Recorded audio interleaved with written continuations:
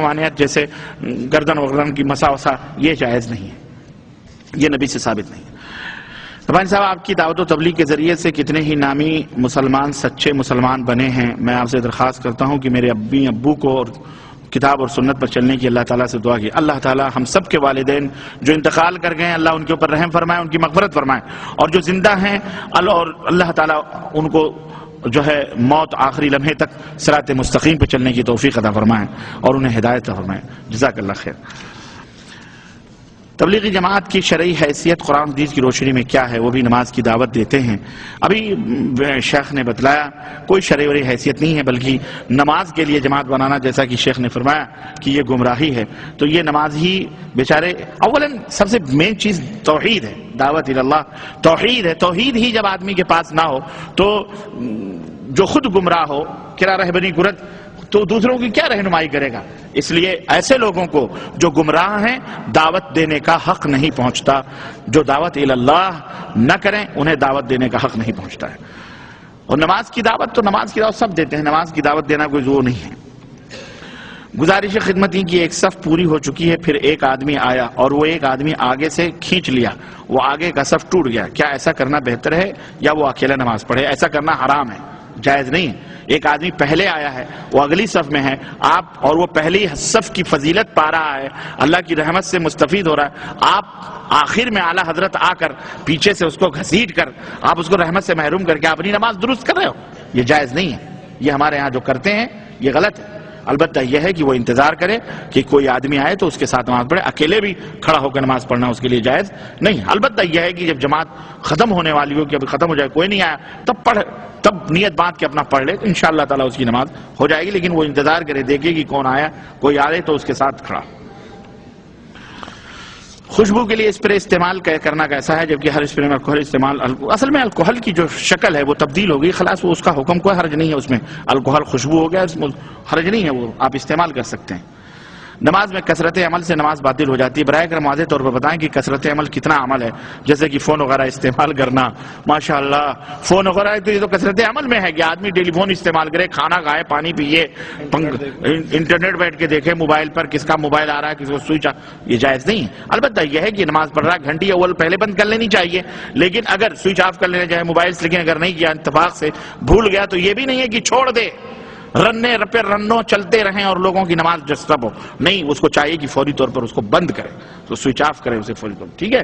البتہ تو یہ کثرت عمل یہ ہے کہ ہمیشہ غترے، ہمیشہ صحیح کرتا رہے، نماز میں یوں کرے، اور جناب علی ادھر ادھر کھجلائے، ادھر کھجلائے، پیر کھجلائے، لنگی اٹھائے، لنگی باندھے، یہ سب چیزیں کثرت عمل میں شامل ہیں اور یہ جائز نہیں ہے، اس سے نماز یقیناً کراہت سے خالی نہیں ہوتی۔ ایک بھائی نے سوال کیا ہے کہ السلام علیکم، فرمایا کہ آپ نے فرمایا کہ سورہ فاتحہ کے بغیر، یہ اصل میں کل کا سوال ہے، آپ نے فرمایا کہ سورہ فاتحہ کے بغیر نماز نہیں ہوتی، اور بعض جعلیات کے لوگ کہتے ہیں کہ سورہ فاتحہ کے بغیر نماز ہو جاتی ہے، پڑھنے کی ضرورت نہیں ہے۔ وہ جاہل ہے، وہ جو ایسی بات کرے وہ قرآن و سنت سے جاہل ہے۔ سورہ فاتحہ کے بغیر نماز نہیں ہوتی، یہ اللہ کے نبی کا حکم ہے، لا صلاۃ لمن لم یقرأ بفاتحۃ الکتاب، اللہ کے نبی نے فرمایا اس کی نماز ہی نہیں ہوتی جو سورہ فاتحہ نہ پڑھے۔ تو جعلیات میں رہنے کا اس کو حق نہیں ہے جو ایسی اس قسم کی دعوت دیتا ہے، اگر وہ داعی ہے تو اس کو چاہیے کہ وہ بچے اس سے۔ السلام علیکم، بھارت میں جو مولانا بتاتے ہیں اب آپ ہی کے نیچے نابھی کے نیچے نیت باندھتے ہیں، کیا وہ غلط ہے؟ اور اوپر انہوں نے 786 لکھا ہے، یہ 786 کا مطلب کیا ہے؟ اگر اس کا مطلب بسم اللہ ہے تو اللہ کا نام ہے بسم اللہ الرحمن الرحیم، اللہ کے نام سے جو رحمان ہے رحیم ہے اس کے نام سے شروع۔ اگر آپ کا نام عبداللہ ہے اور اس کا نام 420 نمبر نکلتا ہے، اور اگر آپ کو 420 کہا جائے تو آپ پسند کریں گے؟ تو اللہ کے لیے اگر آپ کہہ رہے ہو بسم اللہ ہے تو نہیں استعمال کرنا چاہیے، یہ حرام ہے، یہ قرآن کی تحریف ہے۔ یہی یہود و نصارہ نے تو صرف معنی مفہوم تبدیل ہو کیے تھے، انہوں نے تو لفظ کے لفظ گنتیوں میں بدل دی، یہ حرام ہے، تفصیل کا موقع نہیں، ورنہ اس کی تفصیلات بہت ہیں، یہ ایسا نہیں لکھنا چاہیے، بسم اللہ لکھو کم از کم۔ اور جہاں تک فرمایا انہوں نے کہ ناف کے نیچے باندھتے ہیں، اگر حق بات بولتے ہیں تو کوئی حرج نہیں ہے اس میں، وہ ناف کے نیچے باندھیں، فلانی جگہ باندھیں، وہ بات کی بات ہے، لیکن توحید کی سنت کی بات ہونی چاہیے، ٹھیک ہے، ایمان اور عقیدے کی بات ہونی چاہیے۔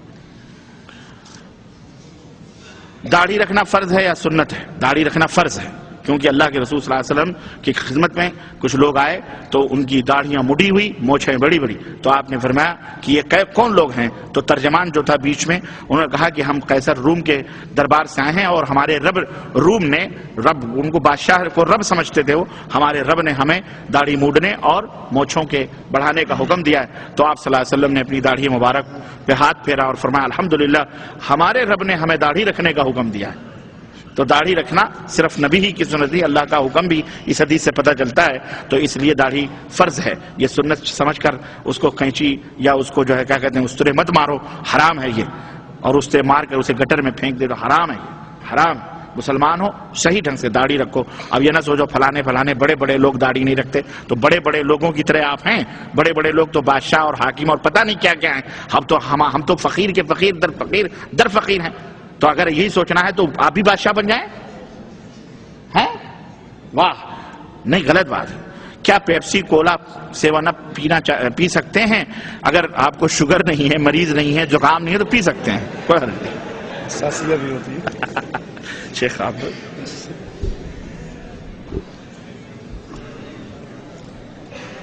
جو بندہ ساری زندگی ایک نیکر میں رہا ہو 10 منٹ ہے، جلدی اور ایک نماز نہ پڑھی ہو، کیا ولی اللہ ہو سکتا ہے؟ مثلا بلے شاہ، کام والی سرکار، بابا پیر شاہ۔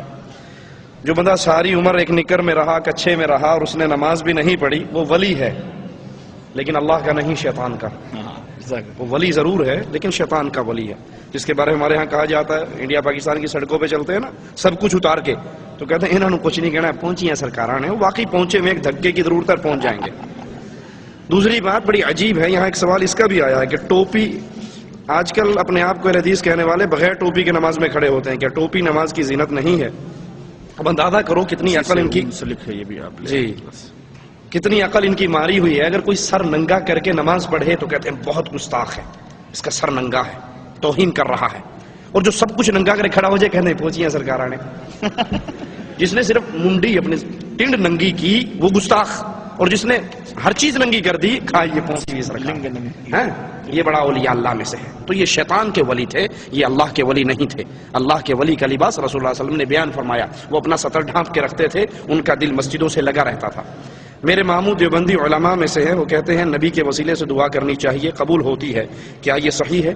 صحیح بخاری کے اندر حدیث میں آتا ہے، عمر بن خطاب رضی اللہ عنہ کے دور کے اندر،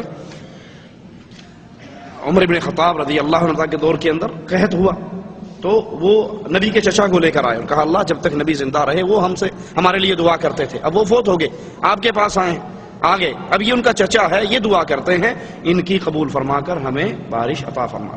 تو شخصی وسیلے دینا نہ قرآن میں اس کی تعلیم ہے نہ نبی کی حدیث میں اس کی تعلیم ہے۔ اللہ کے اسماء و صفات کا واسطہ دیجئے، اپنے نیک عملوں کا واسطہ دیجئے، کسی نیک اللہ کے ولی سے دعا کروائیے۔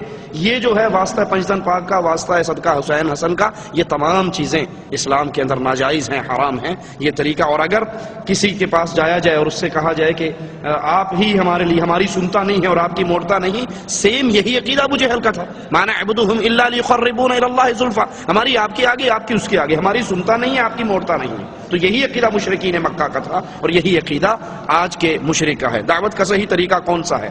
دعوت کا صحیح طریقہ یہ ہے کہ دعوت کی بنیاد لا الہ الا اللہ رکھی جائے، اللہ کی توحید کی طرف سب سے پہلے بلایا جائے، یہی دعوت کا صحیح ترین طریقہ ہے۔ جمعے سے قبل اور جمعے کے بعد سنت کی کتنی رکعتیں ہیں؟ جب جمعہ پڑھنے کے لیے آئے، اگر امام کھڑا ہو گیا ہے تو آپ 2 رکعت پڑھ کے تحیۃ المسجد بیٹھ جائیے، اور اگر کھڑا نہیں ہوا اور آپ وقت ہے جتنا بھی نفل پڑھنا چاہیں پڑھ لیجئے۔ جمعے کے بعد اگر مسجد میں پڑھیں تو 4 رکھتے ہیں، گھر جا کے پڑھیں تو 2 رکھتے ہیں۔ ہمارے ہاں کیا ہوتا ہے، ہم جمعہ بھی پڑھتے ہیں اور احتیاطاً ظہر بھی پڑھ لیتے ہیں، اے ہو گئی اے نہ ہوئی تو او تے رڑے تے پئی ہے نا، دونوں میں سے کوئی تو قبول ہوگی، ایک وقت میں ایک ہی نماز فرض ہوئی ہے وہی قبول ہوگی۔ اس یہودیہ عورت کا قصہ بتایا جس نے گوشت میں زہر ملا کر اللہ کے نبی کو پیش کیا تھا، آپ کو تو خود پتا ہے صلی اللہ علیہ وسلم کہ اس نے پیش کیا تھا، اور اللہ کے نبی صلی اللہ علیہ وسلم نے حضرت عائشہ سے کہا تھا کہ وہ جو خیبر میں نے زہریلا کھانا کھایا تھا وہ میری رگوں کو کاٹ رہا ہے۔ یہ یہودیوں کی دشمنی تھی اسلام سے اور ہمارے نبی علیہ الصلوۃ والسلام سے۔ کیا عورت اور مرد کی نماز میں فرق ہے؟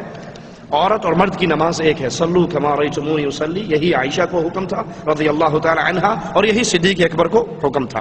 ہاں ان کے پردے میں فرق ہے، عورت کا سر ننگا نہیں ہوگا، لیکن مرد کا سر ننگا بھی ہو جا تو نماز ہو جاتی ہے۔ اللہ کے نبی نے فرمایا جس کے کندھے ننگے ہیں اس کی نماز نہیں۔